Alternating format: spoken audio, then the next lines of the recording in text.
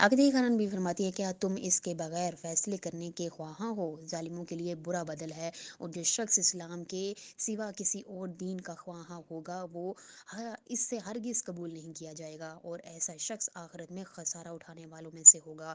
پھر تمہیں خلافت حاصل کرنے کی اتنی جلدی تھی کہ خلافت کے بد بد کے ہوئے ناکہ کے رام ہونے اور مہار تھامنے کا بھی تم نے مشکل سے انتظار کیا، پھر تم نے آتش فتنہ کو بھڑکایا اور اس کے شعلے کو پھیلانا شروع کیا۔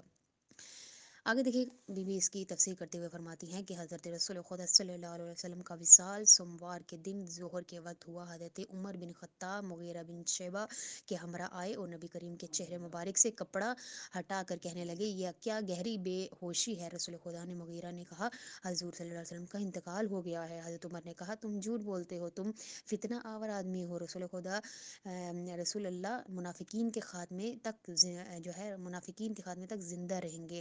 اور اس وقت حضرت ابوبکر مدینہ سے باہر اپنے گھر المسخ نامی جگہ پر تھے۔